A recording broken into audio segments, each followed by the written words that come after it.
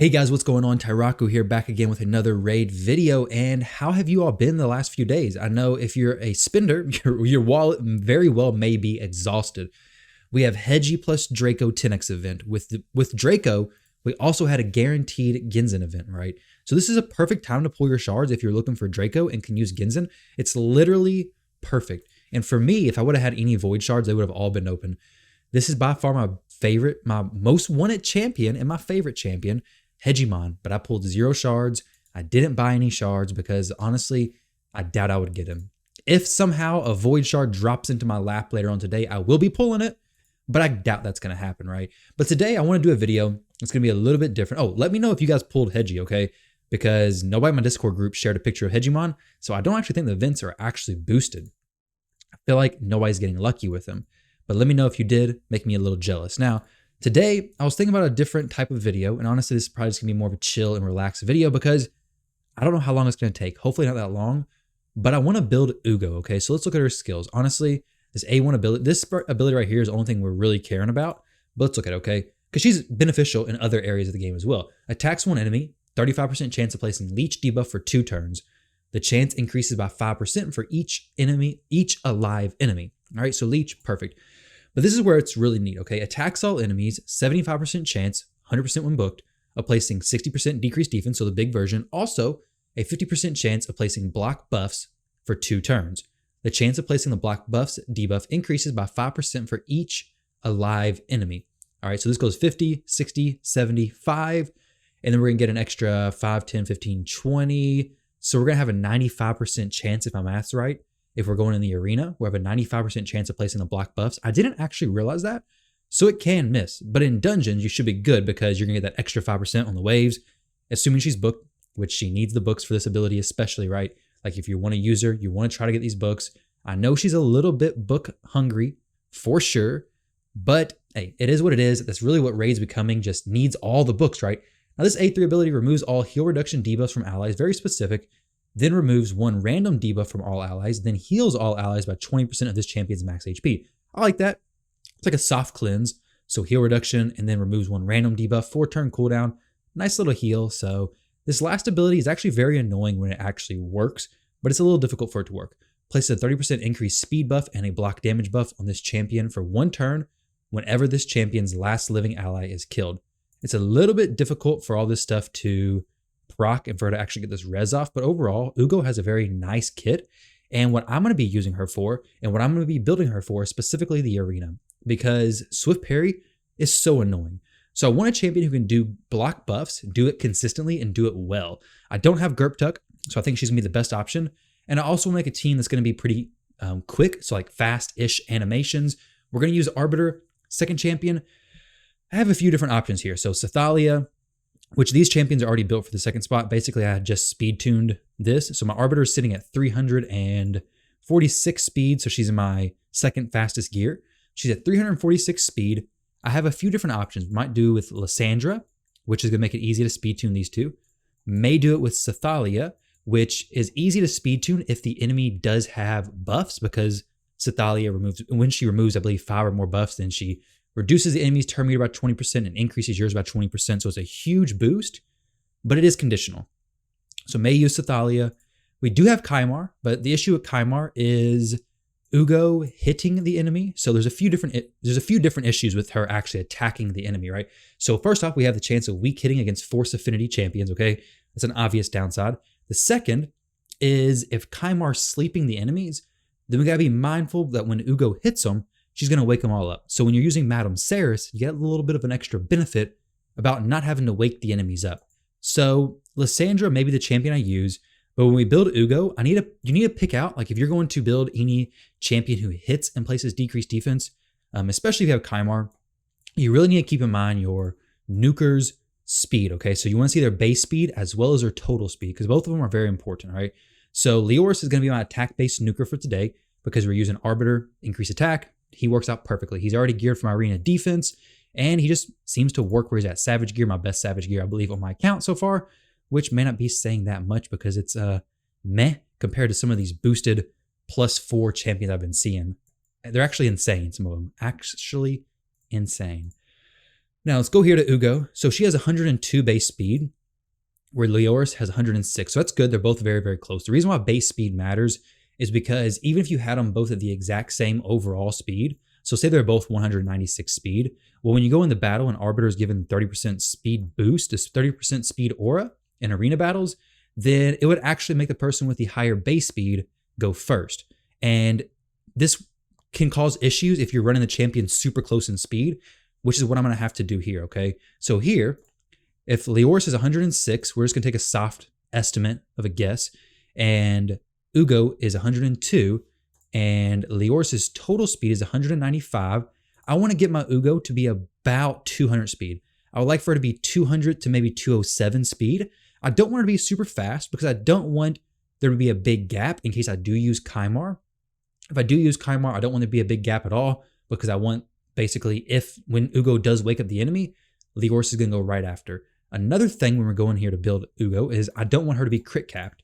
Okay, so if you're building a debuffer who hits the enemy like Uugo, like Tyrell, champions like that, you may not want to crit cap them because if they have 100% crit rate or close to 100% crit rate, this ability they use to place that decreased defense has a chance to proc Cycle of Revenge on any enemies, which could mess up your speed tune and really just make you have a bad day.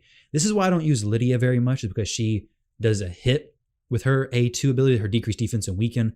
That ability does attack, so it's a little bit tricky to use sometimes. You gotta be mindful of those extra things. That's just more the, I guess, in-depth look at these things. That's why Madame Saris is just so good. She doesn't hit, decrease defense, decrease attack, but she doesn't do block debuffs, and that's what we're looking for here. Block debuffs to stop that swift parry procs from happening and allow the team just to be really easy. Now, when it comes to actually building Uugo, this is what we're gonna do, okay? We're gonna keep her speed about 200, maybe 205, 200, 205, maybe 210, depending on how my gear looks. I want her to have about 600 accuracy. I don't plan on taking her to Platinum Arena. I don't really plan on hitting very many teams who look like very high resistance. So 600 resistance should be perfect. Honestly, 500 resistance may even be fine as well. So we're gonna go down here to the perception sets. I'm gonna try to do it with unequipped gear already. So do I have any perception gear? It doesn't really matter. But maybe if I have some accuracy boots, that could work perfectly. Let's go ahead and upgrade this to 16. We do have RSL Helper on, which is like a must-have if you're trying to upgrade a lot of gear, because upgrading gear takes absolutely forever. It's a painful process, guys, and you already know that, okay? Luckily, my silver from farming so much in CVC is looking pretty decent, but the speed is awful, awful, awful, awful. Like trying to do it on my mobile, my phone, when I'm not here, so bad. It's a pain because my phone goes to black screen and then I gotta touch my phone. Okay, get off the black screen. But hey, it's a breeze doing it on the PC with RSL Helper. Also, this try on the fitting room, oh my goodness. If you don't know how to access that, I know some people don't, even though it's been out for a while. Go ahead, when you hit filter, just hit fitting room right here, and then you can try on all the gear before you actually equip it, and you can see your stats down there. So these top two pieces right here, we have speed on that one and some accuracy. We have resistance, basically dead, but we're not trying to push her speed super high, so she should be fine. And since we're going to keep her speed fairly low, well, like about 200 range, which is going to be fairly low-ish, not going to be super difficult to hit that number, we may actually be able to push even more accuracy on her. But like I said, I'm not worried about giving her top-of-the-line gear because she really won't need it. Now here, this is a pretty decent weapon. It's going to push my accuracy fairly high. I don't have an accuracy banner, and we still have the chest slot. So let's go ahead and look for a chest, okay? Because this is going to possibly give us a big jump. I don't think I'll need speed on it because we're already at 186 speed, and we're only trying to get her to like 200-ish. So I really want to hold back on the speed. Now, I could worry about resistance tuning her, but I'm not worried about that because honestly, I don't plan on getting cut in on. So we're not even going to worry about the resistance tuning and making sure she's basically got similar resistance to Leoris. So if Leoris gets turn meter reduced, she also gets turn meter reduced so they don't get cut out of different orders in line. There's a lot more complications we could make this have, but let's just do the high level, get the accuracy, get the speed where it needs to be mindful of the crit rate as well. So we'll just throw on, this is crit damage, not bad, no crit rate, decent, some good speed there. So we're looking at that range where really, honestly, she's basically good to go here. Let's see if we can get some, actually accuracy set would be perfect here because I don't want to bring any more speed on per se. That's a lot of speed. 4 speed, some accuracy, some crit rate. Don't really want that, but this works. Let's go ahead and get this piece, okay? This piece, only accuracy, no crit rate. crit damage, which it doesn't really matter if we get a little bit of crit rate, right? Get a little bit, that's fine. I don't want to be putting pieces on that have like plus 20% crit rate. For one, that could be good for a different champion. But for two, it's just pushing her crit rate a little bit higher than I would like for it to be. And once we build her, I'll throw in the arena. This isn't huge, but we still have a banner that's not accuracy. Now for the gloves, let's go ahead and the speed is looking good. The accuracy is looking good. Let's give her some HP percentage. I'm really not worried about her doing any damage. Okay, we're looking at even more accuracy there. Obviously, the rolls on my gear is actually pretty decent. Honestly, it's better than I expected it to be. Now, this may make things a little more tricky because this banner does have speed on it right now, 13 plus 2, so it's got 15 speed already. This does have some speed as well. I'll go ahead and set this to 16.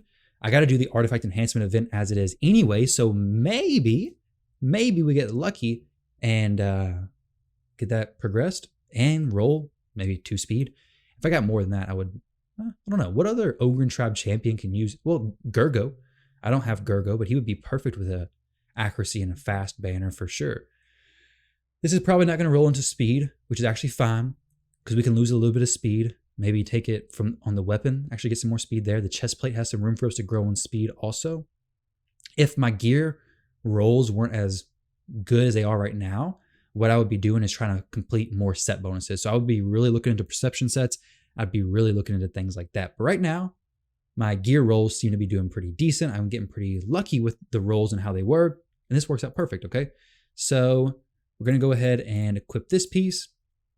Gets her to 199 speed with 546 accuracy. Let's go ahead and take a look at the necklace as well. See if we have any accuracy on the necklace. Maybe we can squeeze out a little bit extra. The necklace I currently have, I guess, has what? Like 30 something accuracy. So that's actually pretty decent. Let's see. So we got 32 plus 5 accuracy, which is actually quite a bit better than I expected, for real. But right now, she's at 546 accuracy, 199 speed, which may be very close to not going before Leor's. Well, 5, it should be fine, okay? Let's see. So we'll throw her in here, and I'll run her a few different times and test her out in a few different areas, see how she does. If you guys want to see how to speed tune your teams, go to the Deadwood Jedi's Arena Calculator. I'll leave a link down below. Check it out. If you have any questions, just join the Discord group. I can try to help you out, definitely, if y'all having troubles doing it. But it's kind of easy once you get used to it. Let's go find Lysandra, because she's going to be the first person I test this out with. And I'm hoping this team is 100% auto and pretty smooth and good win rates, okay? So everybody here, okay, so Lysandra is not speed tuned with my Arbiter. Why is she not speed tuned with my Arbiter? So that's obviously a make or break point.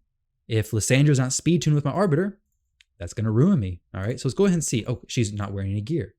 Huh, well, I guess when your champion doesn't have any gear, that makes a pretty big difference. So let's go ahead and grab, I think I have to be 265 speed to be speed tuned with my Arbiter. And since Lysandra does need accuracy, I'm going to go ahead and throw this stuff on her. I'm going to throw this, well, we didn't even do the fitting room. That doesn't really matter though. She just needs a good speed. It's not going to be super difficult to get her there, I don't think. Okay, I got to not, dang, that's a solid helmet there. Triple roll, just chilling. Maybe that was on her earlier. This piece right here puts her up at 268. Not quite as high as I would like, but her, I mean, dang, actually her accuracy is looking pretty juicy. Not gonna lie. 681. Oh yeah, it's the faction boost. The faction guardians give her the boost. Yeah, I forgot about them things. All right, so let's go ahead and jump back in here, turn it on auto, see how it goes. I'm hoping that all the animation times on these champions are pretty quick, okay? So Lysandra's pretty quick, Uugo's pretty quick, and Leor's. Now, why did he not one-shot? Hey, Leor's, what'd you do, dude? Why'd you not one-shot Madame Saris just now, okay? Let's go ahead and go to the next one. Maybe let's just say she procs reaction. There's no reason why Leor shouldn't be doing one-shots, right? So, Uugo, awesome champion. If you're looking for some fast farming champions, I do believe Uugo's definitely a good option. Really good for Ogren, faction wars, because, I mean, decreased defense, plus the block buffs, big help, plus good support. Also, just going through dungeon content, obviously this team is not very good against Tormund. If I want to go against Tormund, I'd probably have to run a different team. Honestly, I could probably just throw my Rio in. Let's do the fast Rio. And this maybe would work. I would need Kymar actually as a leader.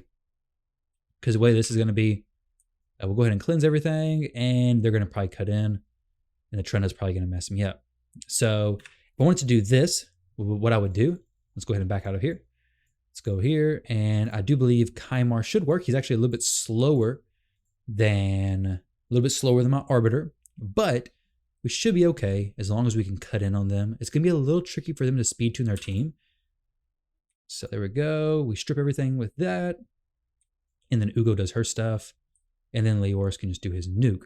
So sometimes you got to play around with the champions. Obviously, most situations you would not be attacking teams like Tormund teams with this team that I built. Because, well, if you use Arbiter as your speed booster, you already know that Arbiter, not in immunity, is very, very difficult against Tormund, right? Such a pain. Such a pain. Because you just freeze your whole team. And then you're kind of screwed. Tormund is one of the most annoying champions, for sure. But Rio is amazing. She's just a walking immunity set. Once this team finishes up, we'll try out Uugo a little bit more.